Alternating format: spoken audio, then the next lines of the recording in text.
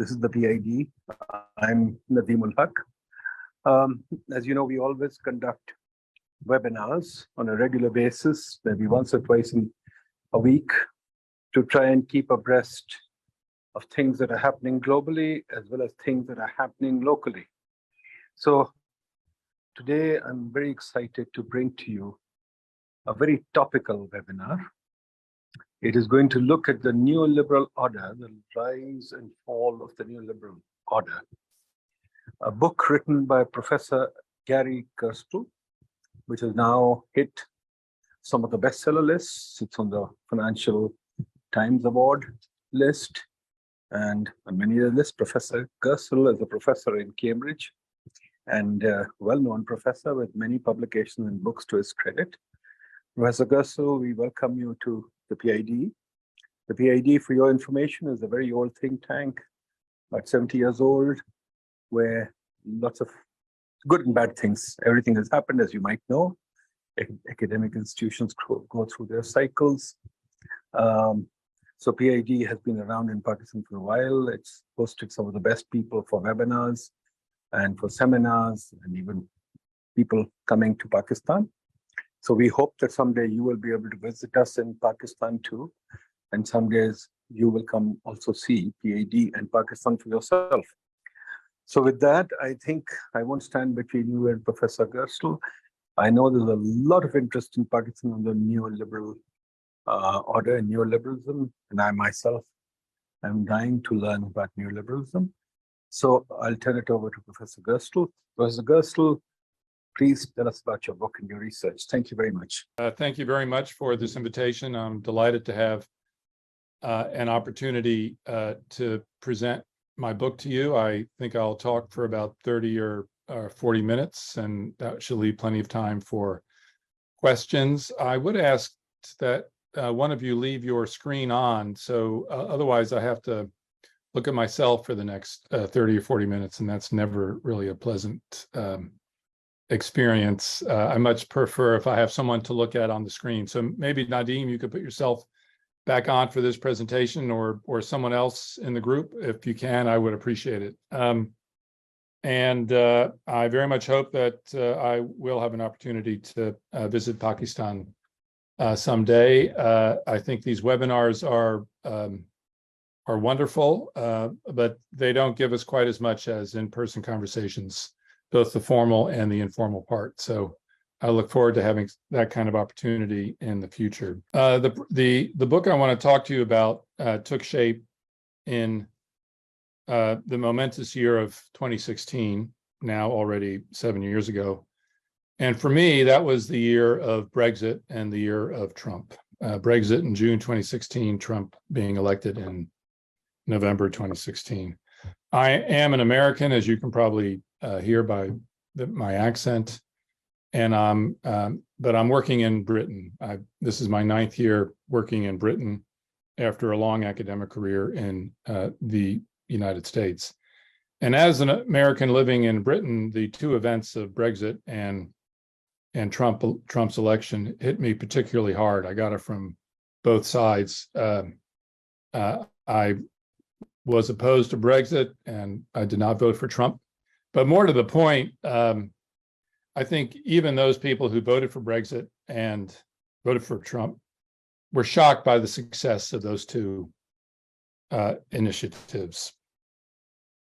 Very little had prepared people for it. It was quite an extraordinary set of surprising developments. If we flash back to the 1990s for a moment, Britain leaving the EU, someone like Donald Trump, he was already well known in certain circles in the 1990s. No one thought that as being likely. And the fact that these two almost unimaginable events of the 1990s happened in the 20-teens suggested to me that we were at some kind of very important and serious inflection point in the national histories of these two countries, but also in terms of world order.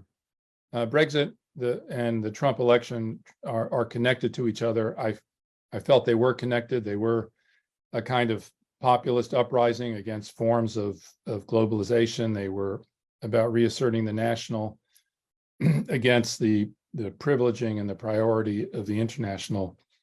I wanted to use my historical training and knowledge to make sense of it all. And the key question for me was, how did two events that had been so unimaginable 20 years earlier, how did they come to be? One has it. It's sometimes difficult to write about subjects one has strong feelings about. And I certainly approach this subject with strong feelings. But I also try to write my book as objectively as possible, to look for the right historical context, to be alert to the unexpected, the ironic, the paradoxical. And the result of that thinking was the book that I want to talk with you about today, The Rise and Fall of the Neoliberal Order, America and the World in the Free Market Era, published almost exactly a year ago by Oxford University Press. I am a historian primarily of the United States, and the United States is mostly, and the book is mostly about the United States, both internally and externally, both domestically and its relationship to the world. But of course, I am aware of how much neoliberalism has been a global project. And I'm sure we will get into the global dimensions of this project in the Q&A that follows my remarks. I expect to talk for about 30 to 40 minutes altogether. Most discussion of American politics revolves around 2, 4, and 6-year political cycles. These are the election cycles in American politics. The concept of political orders that I use in this book looks at how certain tendencies in American politics come to be dominant over longer stretches of time, 30 to 40 years. For a political order to succeed, a political party must achieve enduring influence through a constellation of constituencies, policy networks, think tanks, and media platforms, all harnessed to promote a particular ideology, especially in regard to political economy. There was a Democratic Party-led New Deal order that arose in the 1930s and 40s, crested in the 1950s and 60s, and fell apart in the 1970s. And there was a Republican-led neoliberal order that emerged in the 1970s and 80s, crested in the 1990s and 2000s, and has now fractured and is in decline. Each political order has a core idea of political economy. The core idea of the New Deal order, the order that dominated American politics from the 1930s to the 1960s, the core idea of that order was that capitalism, left to its own devices, was destructive and therefore had to be managed by a powerful national state acting in the public interest. The core idea of the neoliberal order was that government restrictions and controls had to be stripped away and the animal spirits of markets released in order for capitalism to flourish. The core idea of the neoliberal order, in other words, was almost the reverse of the core idea of the New Deal order. One wanted to manage capitalism in the public interest. The other wanted to release capitalism from its constraints, let its animal spirit soar as the best path to economic development and economic growth. The ideological influence of a political order is discernible not simply in terms of the frequency with which it triumphs at the polls. It is also discernible in its ability to spread its core ideas through the ranks of the ostensible political opposition. For instance, when Republican Dwight D. Eisenhower became president in 1952, the first Republican president in 20 years, one might have expected him to dismantle the New Deal and the New Deal order, but he did not. He and the Republican Party accepted the core principles of the New Deal as their own, and accepting the core principles of the New Deal at their own implicated them in accepting policies that one would not expect a Republican president or party to support. The taxation rate on the highest income earners, a legacy of the New Deal, was 91%. That's 91% on the highest income earners. Eisenhower, you would have thought, as the first Republican in 20 years, would have tried to roll back that high taxation rate on the highest income earners to something more acceptable to the Republican rank and file. But no effort is made to do that. And the rate of taxation, the highly progressive rate of taxation put in place by the New Deal order, retains its character throughout the 50s and early 60s. In my book, I call Bill Clinton, president in the 1990s, the Democratic Eisenhower. He was a Democrat, of course, and the first Democrat to be elected in 12 years. I call him the Democratic Eisenhower because during his presidency, he spearheaded a campaign to get the Democratic Party to acquiesce to the core economic principles of Ronald Reagan and the Republican Party that Ronald Reagan had forged into being. Deregulating the economy at home, vast efforts to deregulate telecommunications, electricity, and finance, and globalizing the doctrine of free trade. One can argue that Clinton, the Democrat, embraced deregulation more than Ronald Reagan, the Republican, himself did. Admittedly, Bill Clinton was operating in a tough political environment, but this illustrates my point about political order. Once a political order is established, it constrains political choice and what are perceived as being viable and achievable policy options. Now, some of you may be wondering why I choose the term neoliberal to talk about the political order that originated with Ronald Reagan, triumphed under Bill Clinton. The term neoliberalism is a term not used much in the United States, although that is now changing. And in fact, I think there's been a measurable change in the willingness to use the phrase neoliberal, even in the years since my book has come out.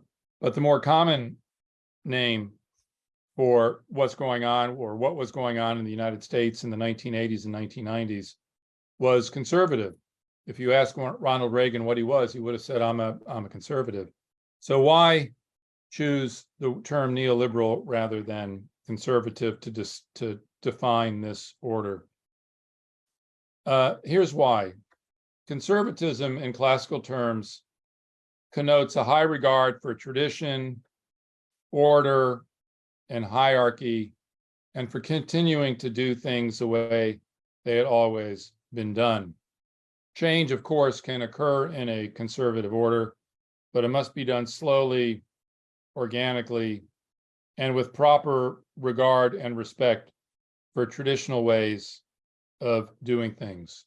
There are profoundly conservative elements in American politics. Think about white Southern reactions to the civil rights movement of the 1960s and 70s.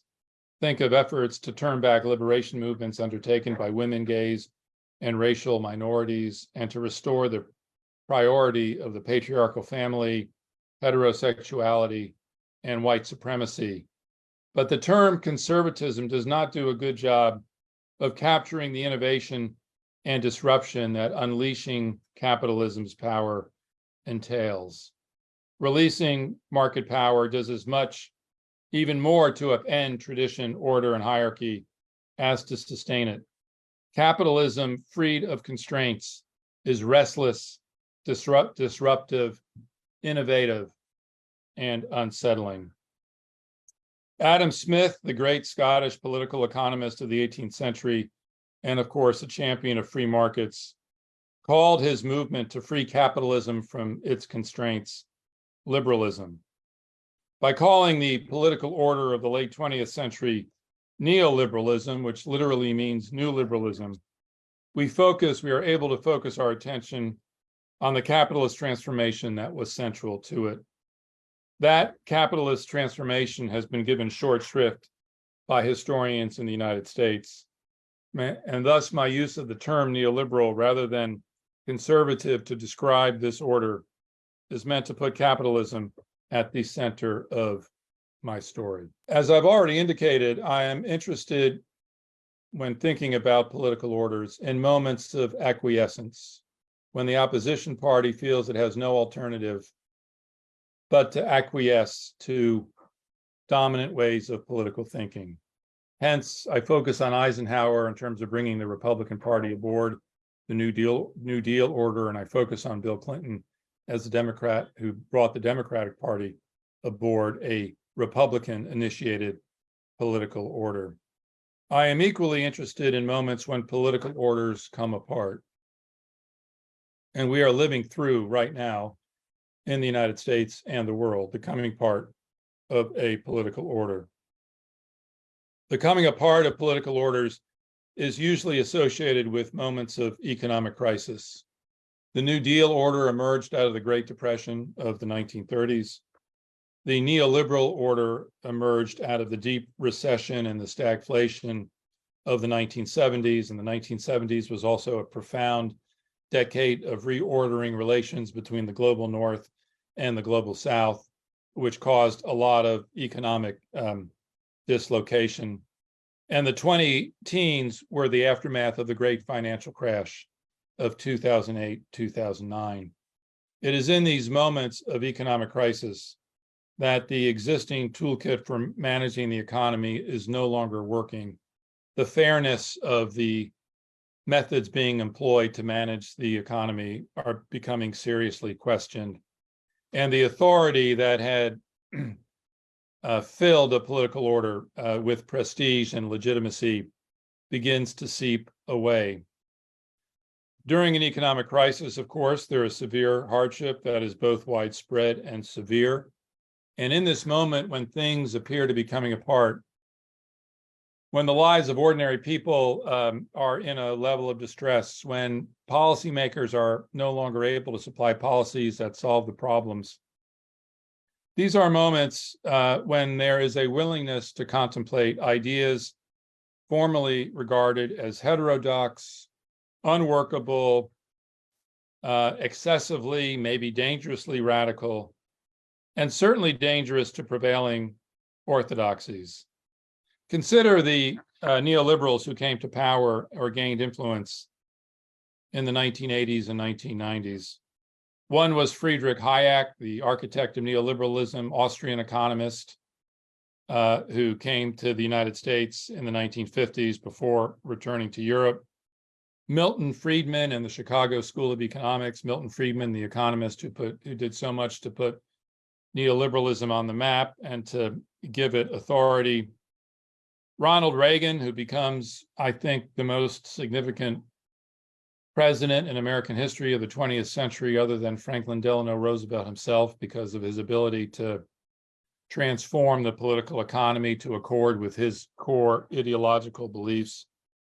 Hayek, Friedman, Reagan, none of them were young men in the 1970s and 80s. They were, by that time, quite old men. And they had been preaching these views and developing their neoliberal ideas for decades.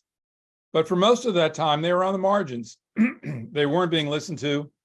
They, of course, had disciples, acolytes, particular universities where they had unusual influence. But if you think of if you ask what is the influence of their ideas in America more generally, what is the influence of their ideas in the world in the 1950s and 60s? Their influence was minor, peripheral. They were considered to be too heterodox, too radical, too out of step with acceptable ways of managing the economy, managing politics, to be taken seriously. And then in the 1970s, as the New Deal order is fracturing, as the Keynesian economic toolkit that had undergirded the New Deal order begins to be seen as ineffective, counterproductive, not working, this gives the opportunity for these men and others who had been preaching their neoliberal ideas for decades, largely ignored. This gives them an opportunity to bid for mainstream support. This gives them the opportunity to move from the margins into the mainstream. What I'm suggesting, in other words, is that sometimes the changing times matter much more so than changing ideas. It's not as though people began to think about neoliberal ideas only in the 70s and 80s. They have been cultivating these ideas for decades. What made them matter in the 70s and 80s was the changing time and the skill and the ability of these neoliberals who had been on the margins to mobilize think tanks, constituencies, to bid for mainstream support. There was an opening that existed that had not existed before. Or take what happened in 2016 in the United States. The two most significant dynamic political players in the United States in 2016 was Donald Trump on the right and Bernie Sanders on the left. And I don't know how much Bernie Sanders is known or has a reputation in Pakistan, but he made himself in 2015 and 2016 probably the second most important socialist in all of American history. He's a very significant figure in domestic politics in the United States. Trump was an ethno-nationalist conservative, and I would say authoritarian. The idea that they were similar in age, both men in their late 60s or mid 70s. They had been around a long time. They were espousing ideas in 2016 that were basically the same as the ideas that they were espousing in the 1990s, even the 1980s. Their core ideas about economics had changed little. They were suspicious of globalization. They were opponents of free trade. They were skeptical of the virtues of market freedom. In the 1990s and even in the first decade of the 21st century, these two men had been politically irrelevant. Bernie Sanders would occasionally buzz too close to the ears of Bill Clinton and George W. Bush in the 1990s. They treated him like a bee, a pest. Maybe they had to swat him away, but they didn't have to take him seriously. And suddenly in 2015, 2016, these two men who had been preaching a set of economic ideas that had been regarded as heterodox, irrelevant, that they themselves were economically irrelevant, they become the two most dynamic and relevant figures in American politics in the 20-teens.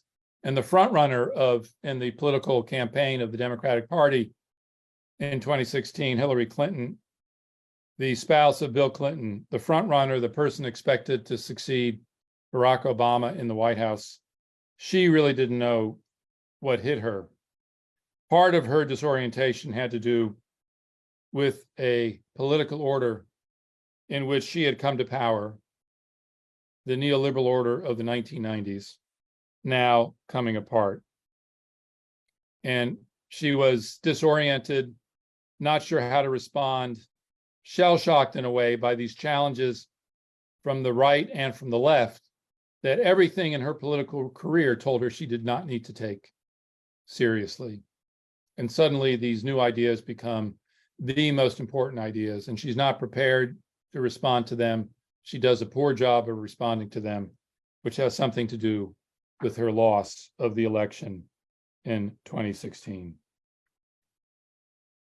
What has changed since 2016 politically? When neoliberalism was riding high, what I sometimes call its four freedoms were unassailable.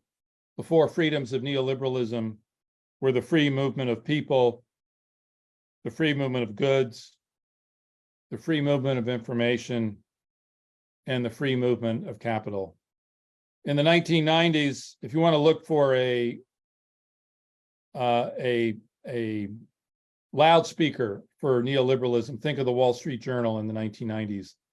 And each of these four freedoms was very dear to the Wall Street Journal. Free movement of people across borders, free movement of goods across borders, free movement of information, free movement of capital. Or think of a book like Thomas Friedman's The World is Flat, which is written at the height, 2005, I believe, written at the height of the neoliberal order.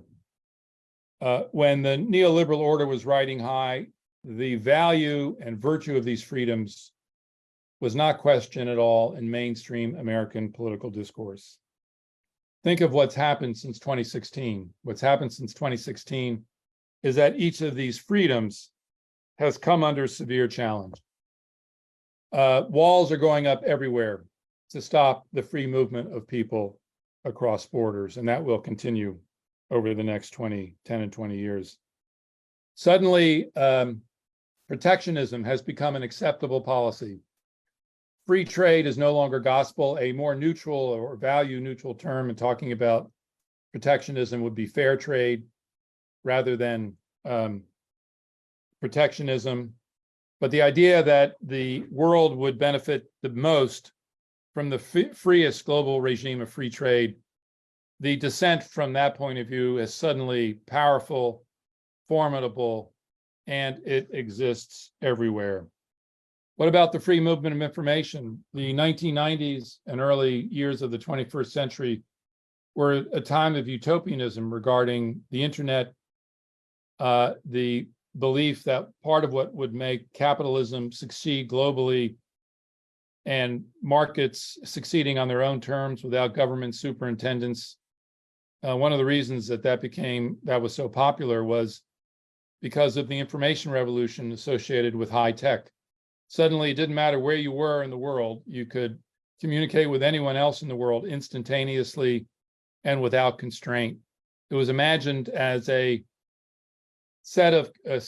form of communication, a system of communication that transcended governments, that transcended nations, that could link anyone in the world with anyone else in the world, any moment of the day or night. This was the dream, instantaneous communication the world over. We are now entering an era that may at some point come to be called the digital Cold War. China has established gates around access to its internet. Putin in Russia is trying to do something similar. Erdogan is drawn to this. Other authoritarians, rulers in the world are drawn to this. The utopianism of the internet has worn off. It still makes possible wonderful convocations of the sort that we're having today, but I think we can no longer think, it would be naive to think that these systems of information are going to be controlled by governments who are going to limit access and sometimes determine what can be said and what cannot be said. And so the era of the free flow of information that had so entranced everyone in the heyday of the neoliberal order is no longer the freedom it was. The sturdiest freedom of neoliberalism was the freedom of capital to move anywhere to any place. And we have seen, as a result of the war in Ukraine, between Russia and Ukraine, the imposition on Russia of some of the most profound and deepest capital controls on the movement of capital into Russia, certainly from the West, that we have seen any time since World War II. So we are living in a world where the four freedoms of neoliberalism, free movement of people, free movement of goods, free movement of information, free movement of capital, every one of those freedoms is now subject to severe and profound challenge. And people are asking questions about those freedoms, about their value, their virtue, how much we should struggle to protect them, how much we should recalibrate, rethink to define freedom in other terms, to define economics in other terms. We are engaged in a profound moment of transition in that regard. That was not at all characteristic of the neoliberal order during its heyday. Now, defining neoliberalism in terms of freedom raises questions of the connection of neoliberalism to classical liberalism. And here I depart company from many who write about neoliberalism in the world today, who see in it only a regime of coercion to enforce the imperatives of capitalism. There is plenty of coercion embedded in neoliberalism. But many who have inhabited the neoliberal world were seeking to reconnect their new liberalism to the older dream of emancipation that had incubated under the classical liberalism of Adam Smith, the Scottish economist of the 18th century. Adam Smith dreamed of freeing people from the heavy hand of the state, freeing them to truck, barter, and exchange goods as they saw fit. He wanted to free them from monarchs, from aristocrats, from mercantilists, by which I mean economic planners who wanted to impose strict control on the movement of goods across borders.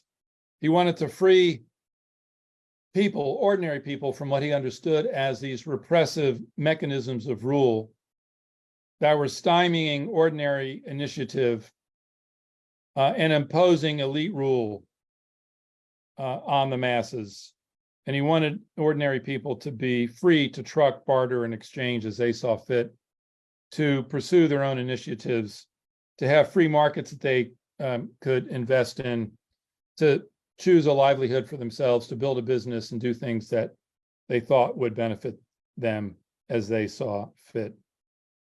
Now, historically, this liberal dream of emancipation did far more to emancipate capital from its constraints than it did to free the ordinary man and woman from its constraints. Capitalism turns out to be much better at generating wealth than at distributing it. Nevertheless, this dream of liberalism to emancipate the individuals from economic controls was a powerful dream. And if we're to understand neoliberalism's power, especially in the United States, then we have to understand something about the mobilizing power of this dream. It is what drew people in the United States to neoliberalism on the left as well as the right, and at the level of the elite, and also at the level of the ordinary man and woman.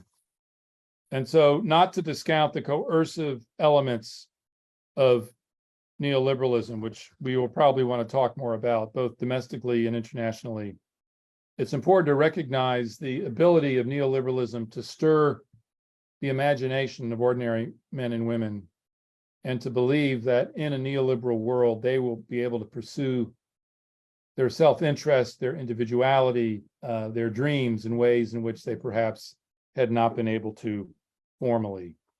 And part of what I try and do in the book is understand how this appeal, articulated very eloquently and powerfully by Ronald Reagan, resonated with a lot of people in America much further down the social scale.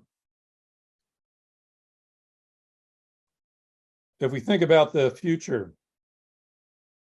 what kind of political order might be coming? What does the next 10 to 15 years hold? I see three possibilities. One is that Donald Trump will win in the United States in 2024, a live possibility. And if he does that, America will become far more authoritarian, much more ethno-nationalist in the sense of privileging white Christian Americans as the true Americans, and also a reluctance to play any positive role in international order or in multilateral organizations that seek to bring countries together through collaboration. That's certainly one possibility for the United States. And this possibility, of course, doesn't simply exist in the United States. It exists many other countries in the world. There's a powerful tendency in the world toward this kind of authoritarianism and ethno-nationalism. It's true of Putin in Russia, Orban in Hungary, Erdogan in Turkey, Modi in India, Xi in China, Duarte in the Philippines, Bolsonaro in Brazil. So this is a powerful tendency in multiple locations in the world now, and I don't think any of us would want to discount its strength and its global reach and appeal. It's a force that numerous nations in the world are contending with and will continue to contend with over the next 10 or 15 years. Another possibility is that President Biden will be reelected and a progressive political order that resembles the New Deal order begins to take shape. There's very interesting communication dialogue going on within the Democratic Party. It's a dialogue between the center of the Democratic Party, represented by Biden, and the left of the Democratic Party, represented by Bernie Sanders. And they are engaged in a profound rethinking of the proper relationship of states to markets. And I'll have more to say this about at the end. I will also refer at the end to the speech that Jake Sullivan, National Security Advisor of the United States, recently gave to the Brookings Institution last week at the tail end of the IMF meetings in Washington. Maybe some of you have seen it. This is a project about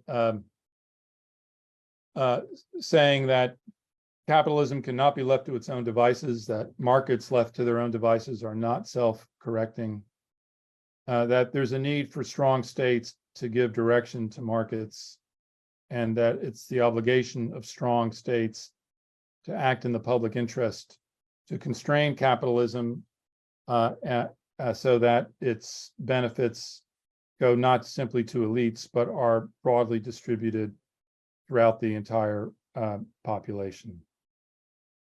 A third possibility is that the period of disorder in which I think the United States is going through now, and much of the world is going through now, will be an extended period.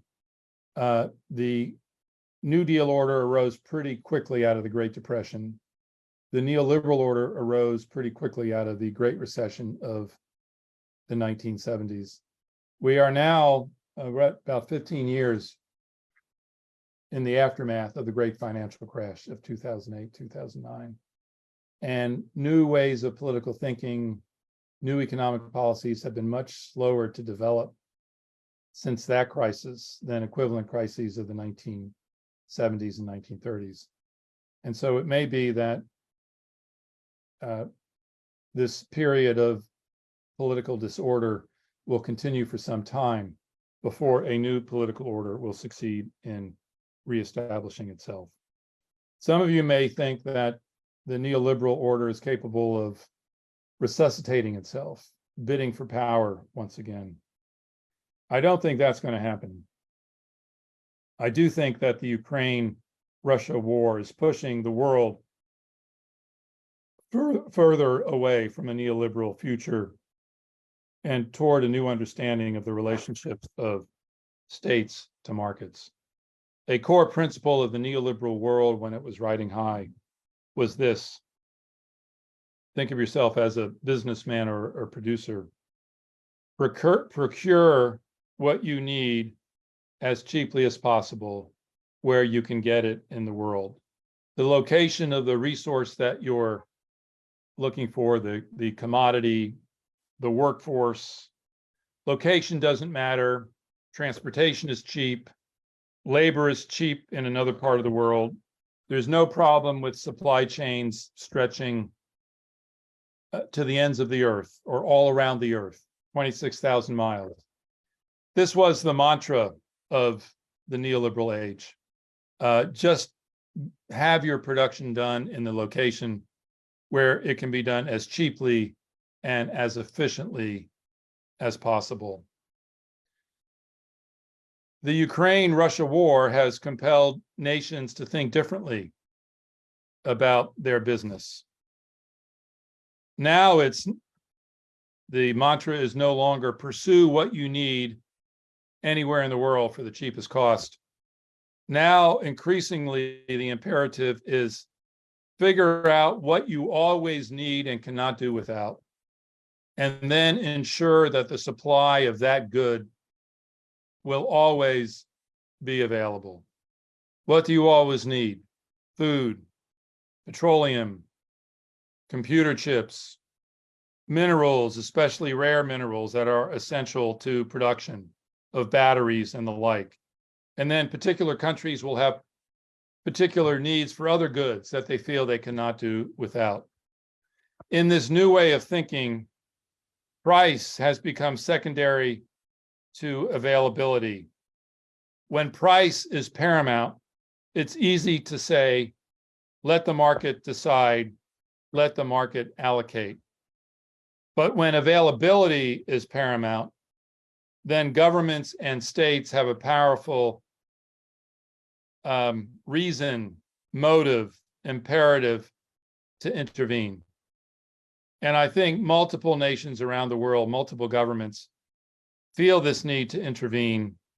And as they intervene more and more to make sure that they will be able to secure what is regarded as absolutely essential for the long term, there will be a profound alteration of the relationship of states to markets. And this is going on very much in the United States. Be interested to hear from you whether it's going on in Pakistan and other parts of South Asia. What's interesting, part of what's interesting about this recalibration of the relationship of states to markets is that there are two constituencies pushing this way of thinking in the United States. One constituency is what you might expect. It is progressives within the Democratic Party. It is with people who support social democracy. It's people who have never really in their hearts accepted the fact that markets have been reigning supreme. They have wanted since the last days of the New Deal order to reassert the primacy of nations and states over markets. And this is the Biden-Sanders alliance. But there's another constituency, and this resides more in the Republican Party than in the Democratic Party. And these are people who are motivated not by a progressive politics, but purely by national security considerations. What is going to protect the United States from attack? What is going to protect the United States from its enemies as it perceives them to be? Who's going to ensure that the defense establishment has the goods it needs? Who's going to ensure the civilians need the goods that they need for the economy to prosper? And they are not thinking about redistributing money from the rich to the poor. They're not thinking about social democracy. They are thinking first and foremost about national security. And in the fact that these two constituencies exist, one in the Democratic Party, one in the Republican Party, suggests that there's a broad basis for an alliance. But this alliance is still very young and uncertain. It's being opposed by wings of both parties. It also is going to matter over the long term which of these constituencies or which of these forces get the upper hand. If the recalibration of the relationship of states to markets is driven mostly by a national security elite, it's going to look very different than if it's driven by a social democratic elite. And so one of the questions that comes up, and one of the questions that's important, is will these two very different groups, both pushing for a recalibration of the relationship of states to markets, will they be able to coexist? Will they be able to establish a coalition? Do they have the sufficient sway and sufficient interest in collaboration to push America toward the establishment of a new political order that will be different both from the neoliberal one and the New Deal one that preceded it? I don't know the answer to that question, but I refer you to a very interesting speech that Jake Sullivan, National Security Advisor to Biden, gave last week to the Brookings Institution. And what he's trying to do is bring these two worlds together. He's trying to bring together the defense establishment, and that's his remit. He's trying to bring that together with a progressive constituency that sees national security not primarily in terms of war or defense against war, but primarily in terms of creating a well-being for the masses of American citizens, that the well-being of America, the national security of America, lies in its economic well-being as much as in its military power. And you can see Jake Sullivan in this speech of his trying to bring those two groups together And in that effort on his part, and he's obviously a very important figure in the Biden administration, we can see the efforts that various people in America are making to usher a new political order into existence. Whether they will succeed or not is a question that I cannot answer. Thank you for your time. Thank you for listening. And I'm here and willing to answer any questions you might have. Thank you very much, Professor Gerstle. That was very interesting, very good overview of how neoliberalism has developed and how the military-industrial complex developed. A couple of things that I want to raise, and I'd urge everybody to raise your hands so that I can take your questions. My question to you, Professor Gerstle, is what would the alternative to the neoliberal state look like? And related to that also is the issue that we've got a whole paraphernalia of international organizations now, a globalized world that kind of depends on the neoliberal order. So how would you reorder that global order? So how would, for example, a country like Pakistan, supposing you want to depart from neoliberalism, wanted to build something different, would we be able to do it in this new, in this globalized world, given the various treaties and commitments that he made? Would it require global reordering for it to happen? Thank you for that. I think we're in a transition to a new world order as we speak at this moment. Certainly, the rise of China is a development of the utmost importance, and also the war in Ukraine, war on European soil of this magnitude for the first time since the Second World War. I think we are moving out of an era characterized by Pax Americana, which I would argue structured the world profoundly in the 1990s and first decade of the 21st century. And I think we're moving to a new world order in which there'll be 4 or 5 regional hegemons, and the world order will take shape in terms of relations between them. This makes this moment a perilous one, because anytime you're moving from one world order to another, different countries are not sure of their boundaries or their power. They were certain of their boundaries and their power in the old world order, but the clear boundaries for the new world order have not been established. And so the possibilities for overreach, which I think is what Putin did in Ukraine, are very much possible, leading to the sort of catastrophic results that we have seen. So I think there is a process of readjustment underway. I think the world can exist as an order with 4 or 5 regional hegemons, but it's an unfamiliar world to us because we haven't had this world for a long time. Preceding Pax Americana, there were 2 superpowers. Before that, into the late 19th, early 20th century, there was Pax Britannia.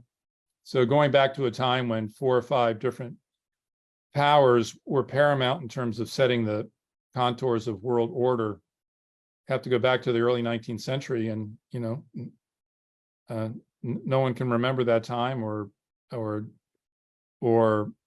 no one has lived experience of that kind of world order. Now, you ask, given the plethora of non-governmental organizations or partially governmental organizations and all the treaties that exist, and all the transnational organizations that exist, there is an institutional residue to the neoliberal order, which is not going anywhere quickly.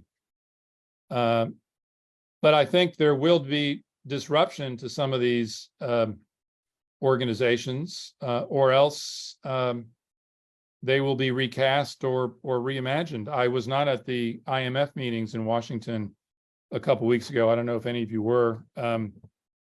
But there, the talk is all full of the need to rethink and recalibrate the work that the IMF does, because we are passing from one political order to another, and the neoliberal postulates that governed this world of transnational organizations for 30 or 40 years, that has to be revisited and revised and rethought.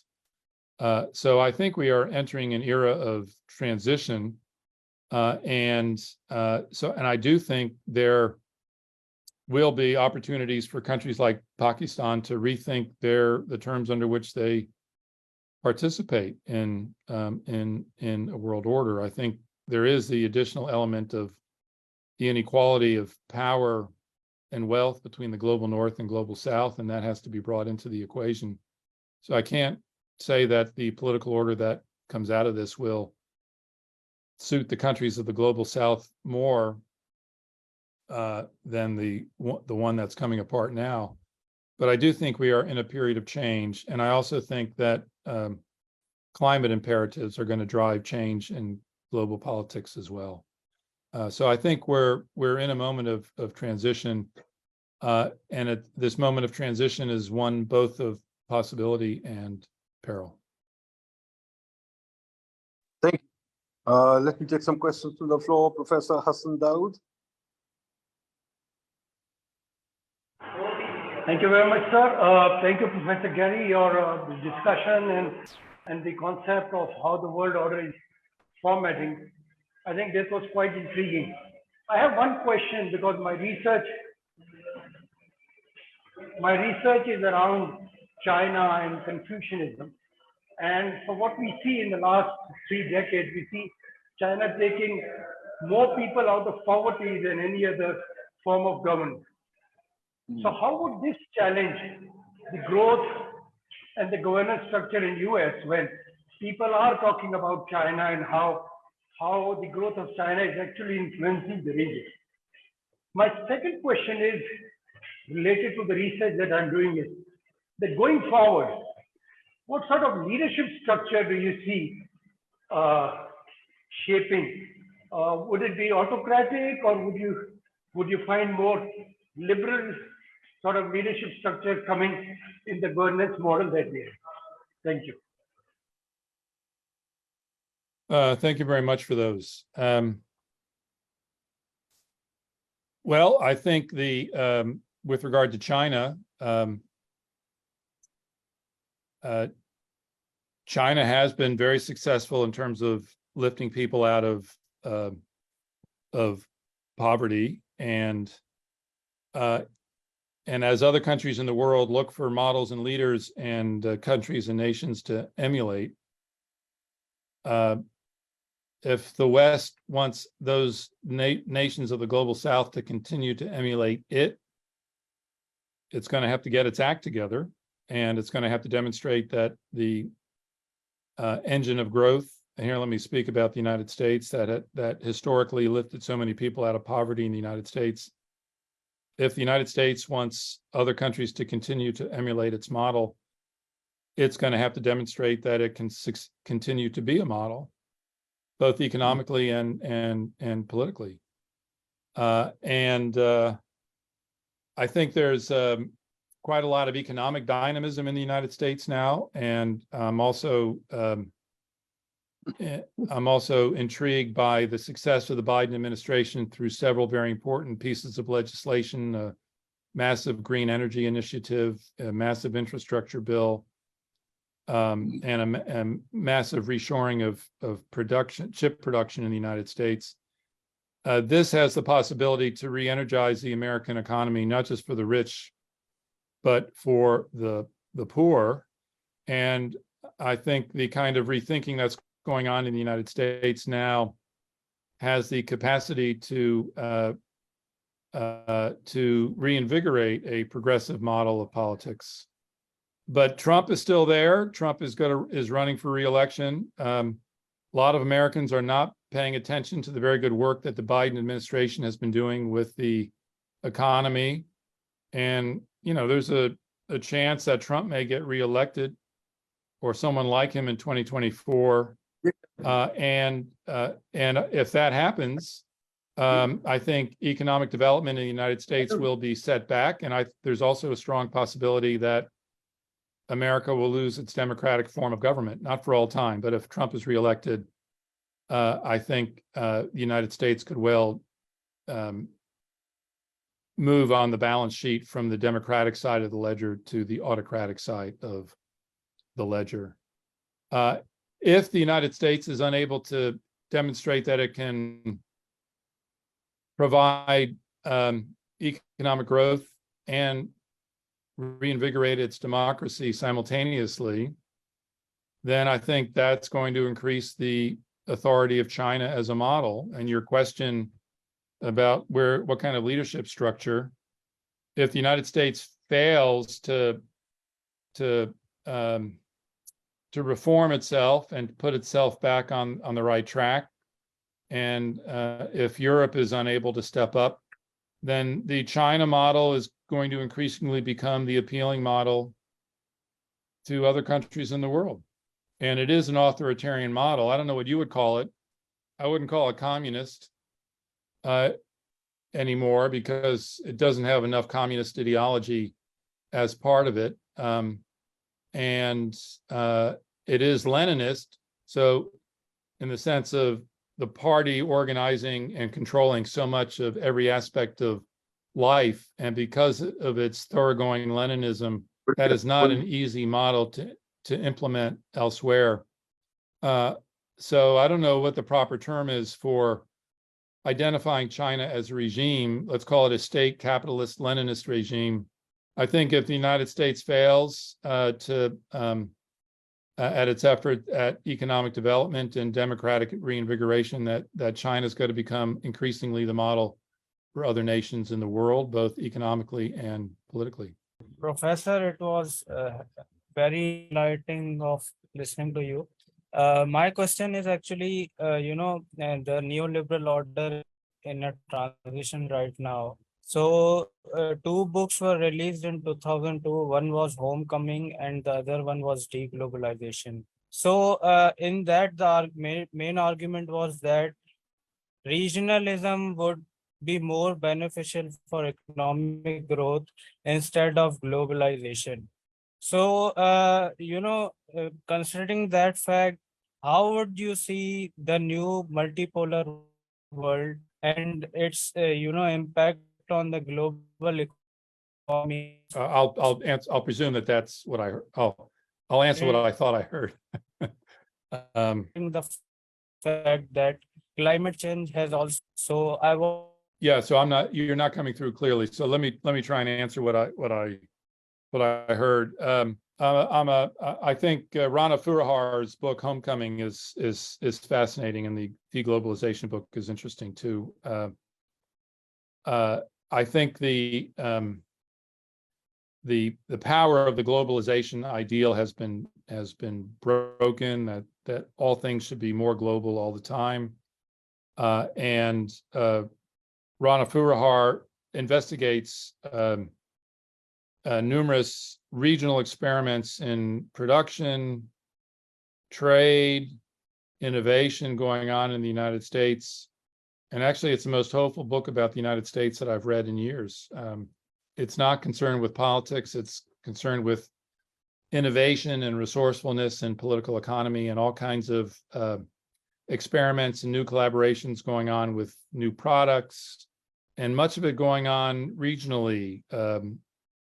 One region of the country or two or three states here and there, much more focused on the local rather than the global.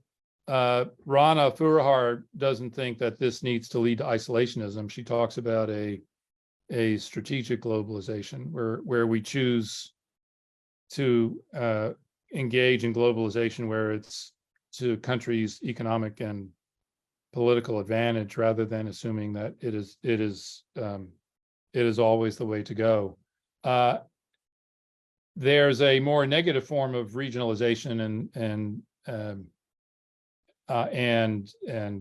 this is the ethno-nationalist component. This is not primarily about innovation. This is not about hope for the future and the hope and the confidence that local groups of people can do the innovation necessary to forward their economy and the quality of their civil society. The other form of regionalization is propelled by fear. People unlike us coming into our borders, and we've got to raise walls. We've got to raise borders against foreigners. Now, here, the we I'm thinking of here is not just Americans or Brits. It's all people in very many different parts of the world, looking much less favorably on collaboration with a diversity of peoples from many different parts of the world. And so this is a regionalization driven by fear. The other is a regionalization driven by glimpsing the possibilities of hope and the advantages of local forms of production. The climate crisis is going to drive us more out of fear than of hope. And I'm hoping personally that sometime in the next 5 or 10 years, technological innovations will reach the point that we can begin to be more hopeful about climate solutions. So the regionalization has become a buzzword, and justifiably so, looking for solutions that are not in the first instance global, but that take stock of local resources, resources understood as human capital, physical capital, areas of the world that are skilled in producing something, building out locally from strength, and then from that strength, establishing relations with more distant producers and consumers. Very different model, and that definitely is something that many more people in the world are thinking about now. And it also may fit with us with an effort to decarbonize the world, since if we're serious about climate change, many of us are going to have to start traveling a lot less than we once did. Corporations are going to need to think much more locally about their resources and their petroleum and their fuel than they once did. So we are definitely moving to a new understanding of these dynamics. Thanks, Gary. This is Shahid Mahmood. I am a research fellow at Pakistan Institute of Development Economics. This is a pretty interesting topic. One of my colleagues who sits with me, shares the room with me. We often talk about this. And one of the things, I have an observation that I'll share in a short one, and then I have a question too. The observation is that when we are talking about orders, like a neoliberal order, and in economics, we have different schools of thought, like classicals, new classicals, monetarists, and it's more out of my observation, and I feel is it's more out of convenience that we try to do that, because if you read them more in depth, these people, some of those who you talked about, you would find subtle differences in opinion, even in their opinion. So, for example, you talked about Adam Smith. Now, for all his liberal credentials, Smith was of the view that government shouldn't allow the interest rate to be anywhere above 5%. Similarly, you have Friedrich Hayek. Hayek was one of the most earliest proponents of a social safety net for the people. Similarly, it was Milton Friedman. He called it the negative income tax. It was his way of calling it.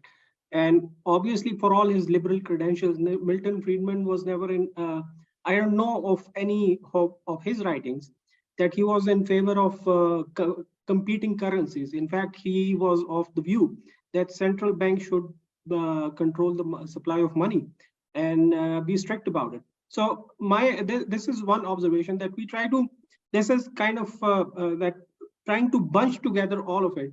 It's more out of convenience rather than, and then we ignore the differences between them. That's just a short observation.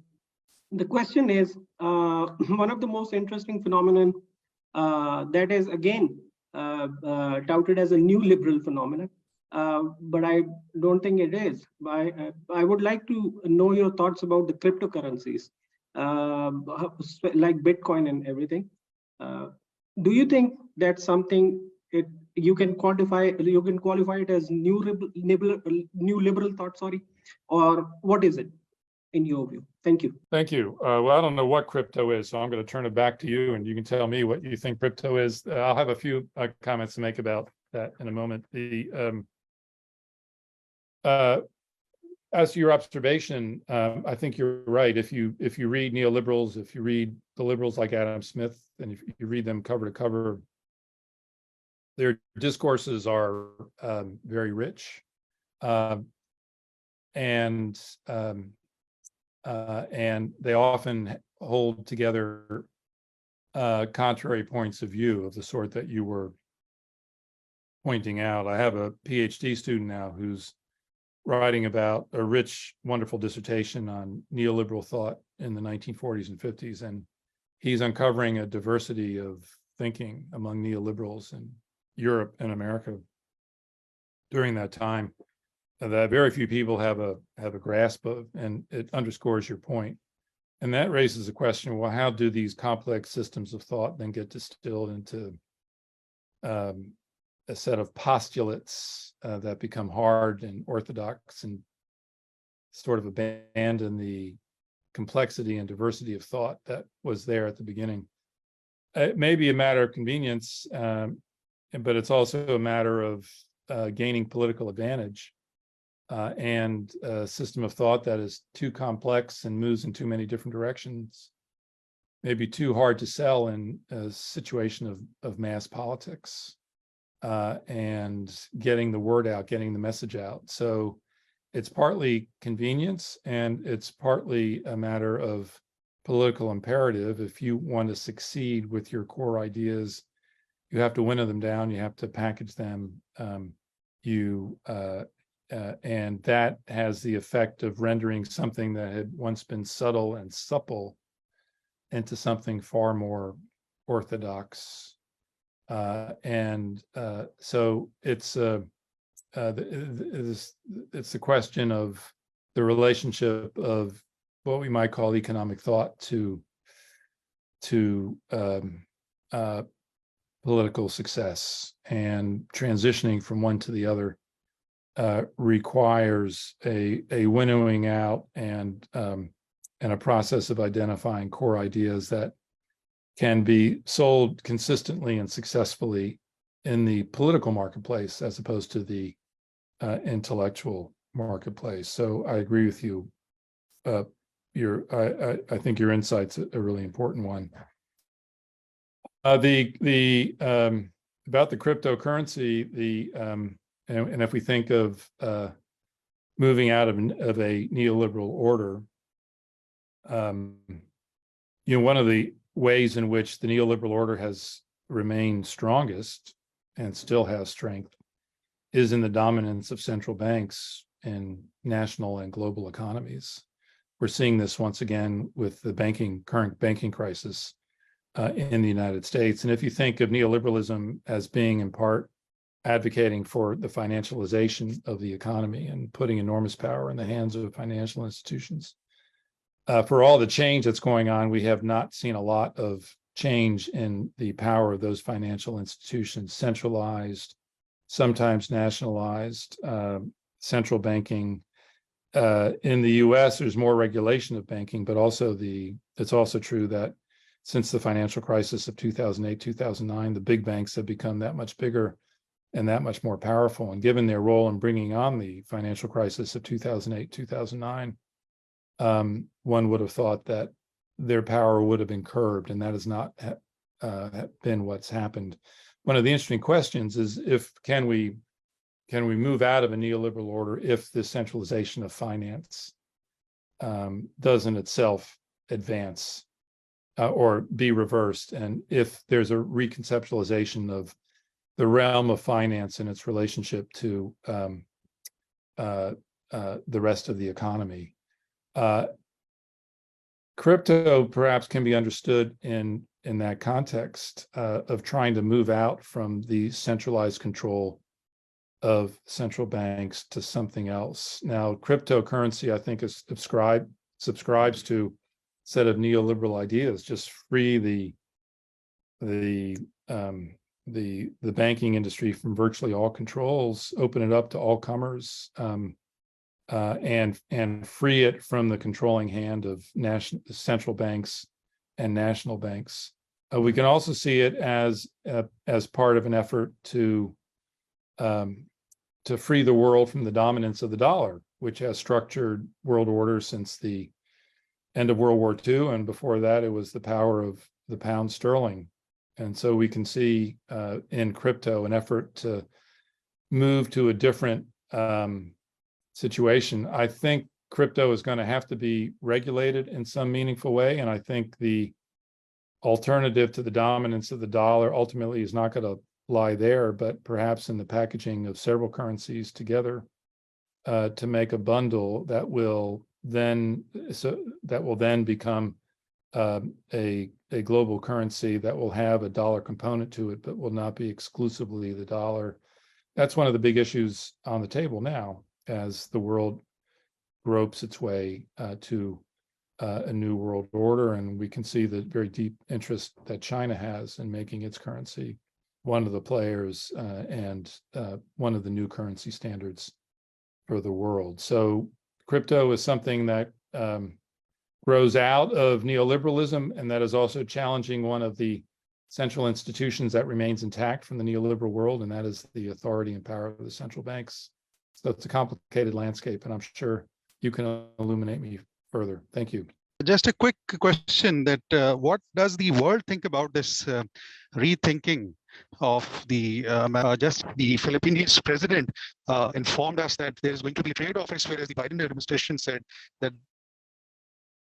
they are going to as an iron hand against the South Chinese Sea intrusion. So what is your opinion that the world is going to be responding towards this rethinking of how the American economy would move? Not sure I heard the whole question. How is the world going to be rethinking how the American economy is moving, or is it more focused on what's going on in the South China Sea? Can you clarify that for me? Yes. My question is that how does the world respond towards this new rethinking of the US side, like the South Chinese Sea intrusion, where the Philippines side is looking after trade partnership, whereas the American side is thinking about the security partnership? Well, I think this is what makes this moment so interesting and at times frightening. If we are in fact moving to a different kind of world order in which China is going to have a much more prominent place, then countries everywhere have to think about their relationship to global power and global hegemon, and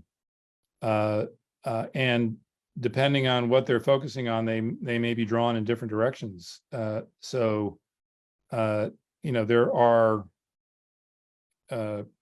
compelling arguments for why China would become the central player in the South China Sea and throughout Southeast Asia, given the not just the power of China, but the size and influence and resourcefulness of the Chinese diaspora throughout those countries. It's easy to imagine that a trade network reorganizing itself regionally from the countries that surround those seas. It makes a certain amount of intuitive sense from a purely trade point of view. And the national security considerations, of course, pull one in a very different direction. And that has to do with how different countries in that area contemplate dealing with China versus the United States, or with Japan, as the hegemon with the greatest amount of power in that area. And so and I can imagine different countries having difficult trade-offs to make, and China perhaps offering a trade partnership which is seen as being very, very advantageous to local merchants in a particular country and consumers, but carrying with it a political cost that over the long term might be deemed unacceptable. China's putting a lot of effort into burnishing its international reputation I think one of the questions that is unclear is this is one of the ways in which it clearly is no longer communist. It's not trying to push its own political ideology on anyone else. It's a question of to what degree will China be comfortable with a plurality of regimes in its area, and to what degree will it compel countries in its neighborhood to look like them. And as China continues to rise in world affairs, this seems to me to be one of the critical questions that has to be answered. In the meantime, I see countries being pulled in different directions and making difficult decisions. The United States obviously has, a 70-year history in the region now. Military bases, strong economic links, and so on and so forth. And it doesn't want to lose that. It also wants to protect Japan as an ally. But it's if we think 30 years out, what that area of the world's going to look like may look quite different than what it does today. Am I audible? Yes, Sir? yes, you are. Yes. Okay, I just have a brief question. Do you think that the fall of Keynesian management and the rise of, deregulation since the 1970s was predominantly driven by the failure of Keynesian demand management to deal with oil price shock and to deal with an increasingly complex, dynamic, interconnected global economy where information is disaggregated in a Haquean sense? And hence, the economy is not as amenable as it was to successful regulation. And there's this whole literature on government failure, which is, talking about the failure of government policy as opposed to market failure, and both of them are realities. Do you think there's some merit to this kind of a perspective as well? Or it's because there's this whole literature on Tom Sargent and Friedman and other people and Bell laureates in economics who sort of demonstrated the government failure as well, and so, or you think that it's okay to be angry about capitalism, as Bernie Sanders' most recent book, 2023, sort of posits. The oil price shock, it's two questions really. The oil price shock of the 70s in terms of destabilizing the Keynesian synthesis was an immense, not just economic shock, but ideological shock, and something that the world, or I should say the global North, was not prepared for.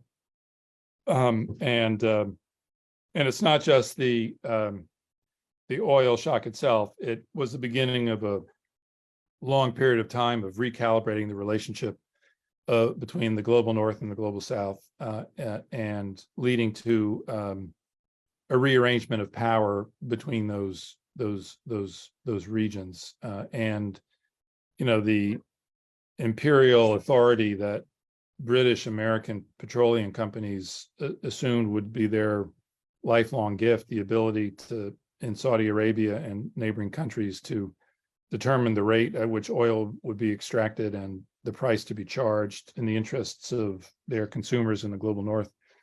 There was a lot of hubris there, and the global North paid for it. And so it was not just the oil shock itself, but the beginning of a profound recalibration of relations between the global North and the global South, which brought into the consideration of economics all sorts of considerations that had not been considered before. As to whether the economies have gotten so complex that government can no longer successfully manage them, I think one kind of government management is not going to come back, and that is rigid nationalization on the Soviet model, the old socialist communist dream of you didn't need markets at all, or you needed markets only at the margins, and you could centrally direct and plan an economy. Humans were better at calling signals than markets were. I don't see that is coming back, but I also think that the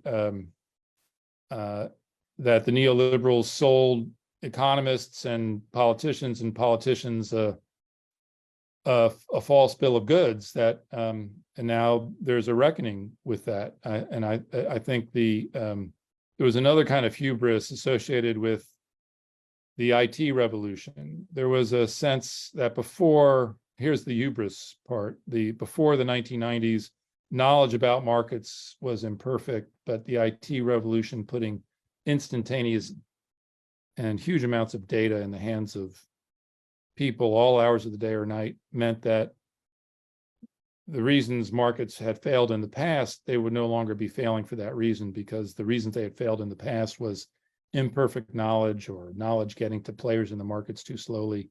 Now that we have perfect knowledge, government had been rendered superfluous. And if you read the techno-utopianists and the free marketeers of the 1990s, like George Gilder, and they're often the same people, this is what they say. They say, well, government was necessary in the past when information was imperfect, and thus markets could not operate perfectly because they did not have perfect information. They now have perfect information, so they can operate perfectly, and government can never do as good a job. I think that vision of the world has been rendered as selling a false bill of goods, and the reckoning and the anger at globalization and at economic inequality and at capitalist excess in the world is an expression of disillusionment with that way of running the world.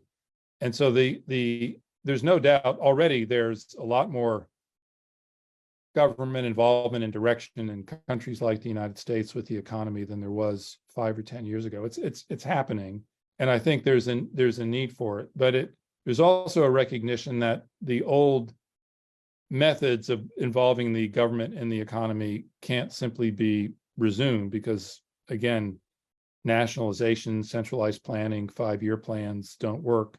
What you need now is a complex relationship between government and the private economy, where the government uses its money, its influence, to steer the economy in certain directions rather than try and manage the economy down to the level of the firm. I mean, that kind of government intervention in the economy is not coming back. But governments giving steers to industry, deciding which commodities are absolutely essential to the welfare of the economy.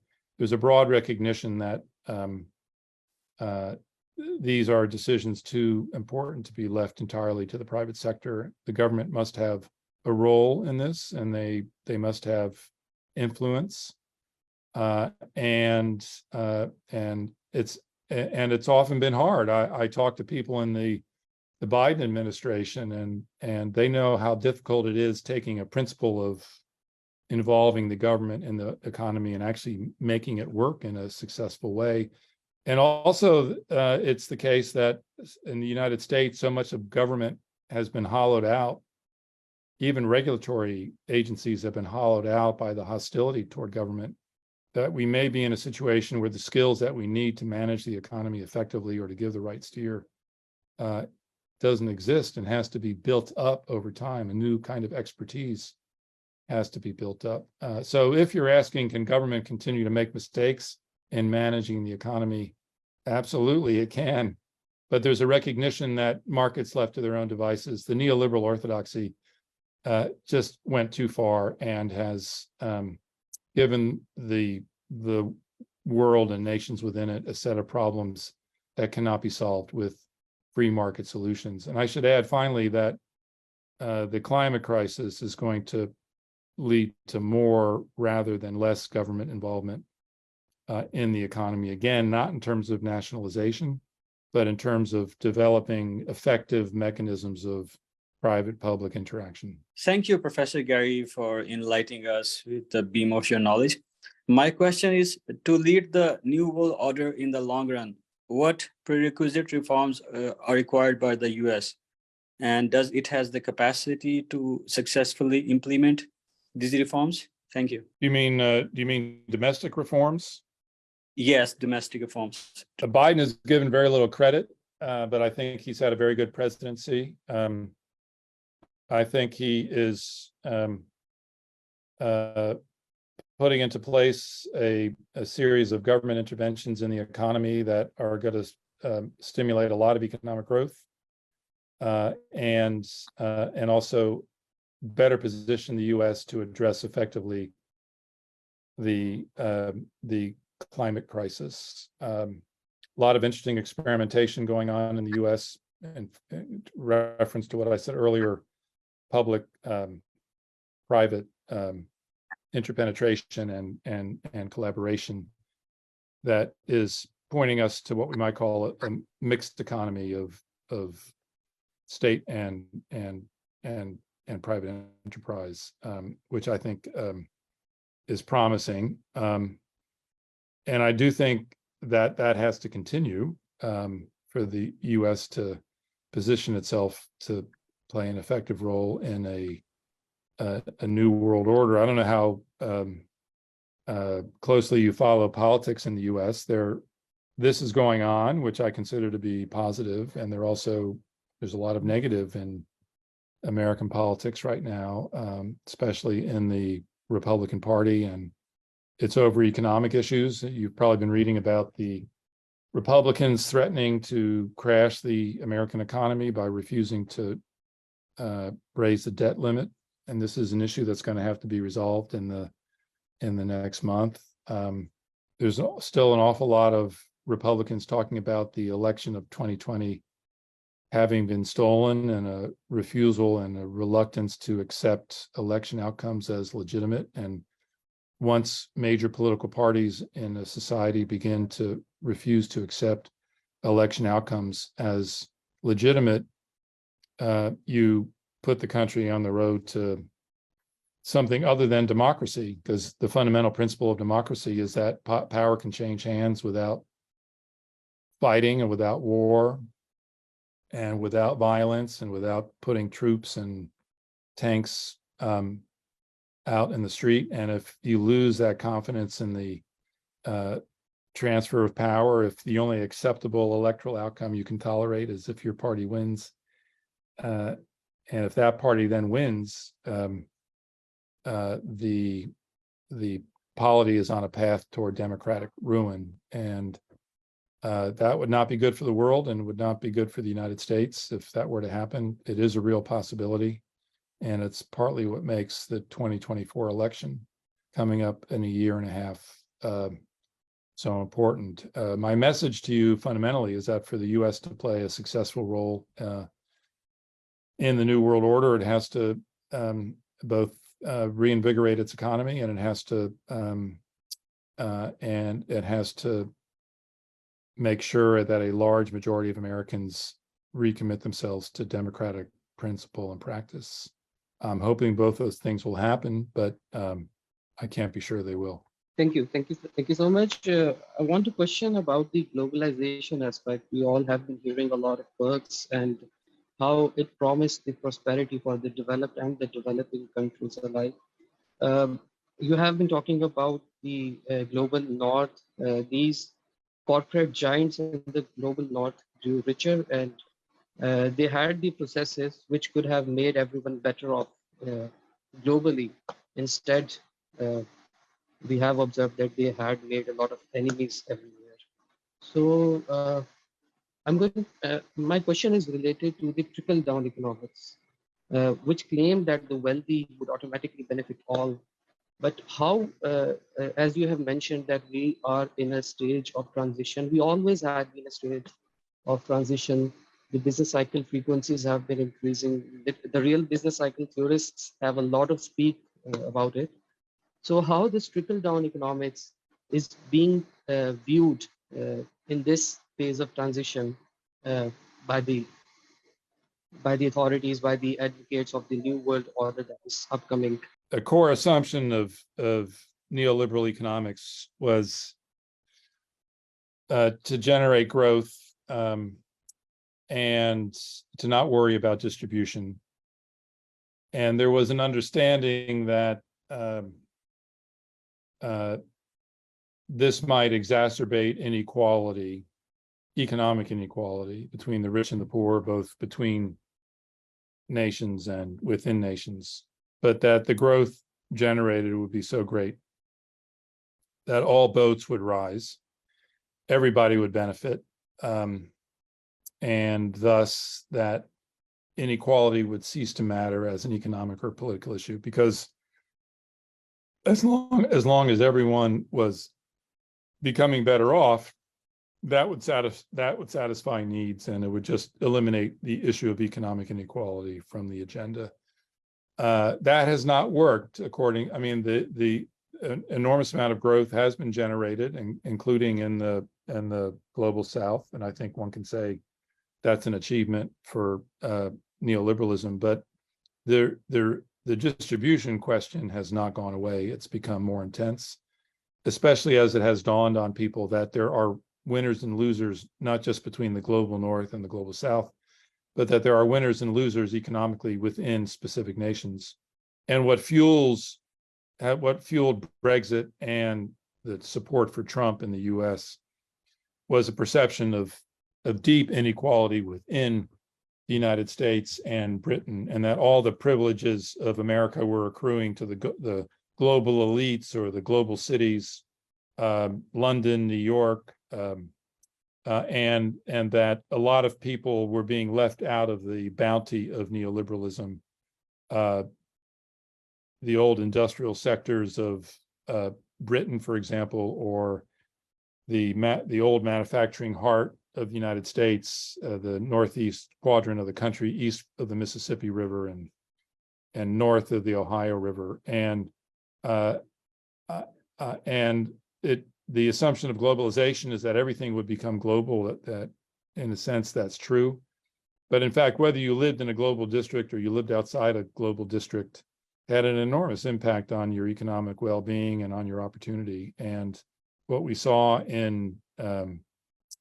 from 2016 on is a rising up of the voiceless, of those people whose voices have been denied or silenced or had just not been taken seriously during the neoliberal heyday. And so I think there's now an understanding that that market efficiency and economic growth cannot be pursued without thinking about questions of distribution between the rich and the poor. And whether that takes the form of redistributing existing income through taxation, or whether it takes the form of embracing industries that benefit the many rather than the few, or some calculation of that sort.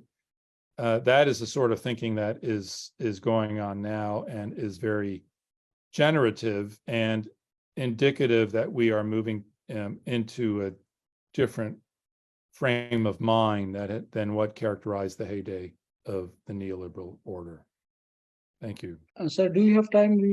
Can we take a last question from Dr. Hassan Dawood? Yeah. Last question. Go ahead, Dr. Hassan. Thank you very much, Professor, and thank you to PIDE for giving me another chance.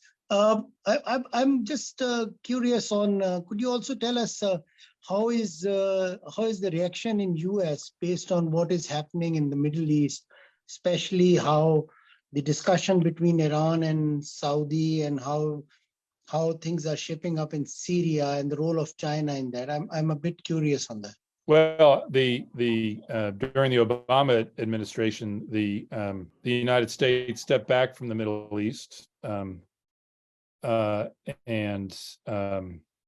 especially in terms of declining to intervene in Syria beyond the intervention that was already occurring, and opening up an opportunity for Putin and Russia to establish a much bigger presence there. The Trump administration tried to a different approach for the United States in the Middle East vis-a-vis Israel, sidestepping the Palestinian issue and seeking alliances between Israel and some of the Gulf states.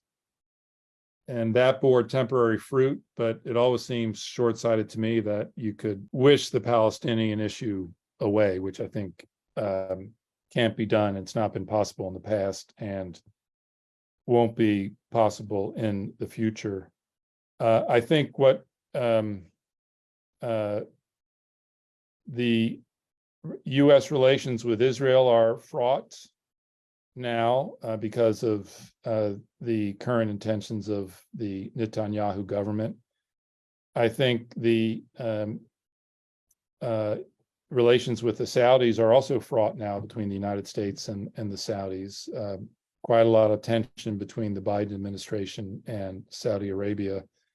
And so the U.S. Allies in the Middle East perceive a softening of support on the part of the United States and begin seeking out alternatives. And if we think of how dominant the United States was in the Middle East for so long, from the the 60s, 70s, 80s into the 90s, it has lowered its threshold of influence. And I think what we're seeing in the Middle East is what we are beginning to see elsewhere, recalibration of world order. Who will be the powers that give order to the Middle East? And we're seeing China being very interested in this. It's too soon to tell whether the rapprochement between Iran and Saudi Arabia will last. I think that is new. I think in terms of what's being said in the United States, I think right now there's a lot of uncertainty about what to do with regard to that. And also the United States is preoccupied very much with Ukraine and Russia and the war there. Most of the foreign policy attention now is focused on issues in the global north.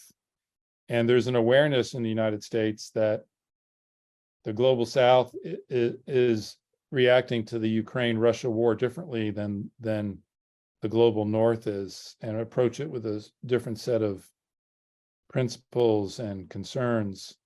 And as Biden and his administration try and revive the West against Russia, I think there's a kind of drift and uncertainty about what it wants to achieve in the Middle East. And amidst this uncertainty, I think it opens up opportunities for a reconfiguration of alliances and the possibility of a different kind of political order or disorder coming to the Middle East is now on the table in a real way. And it is a measure, again, of how much the certainties of the Middle East are being shaken up.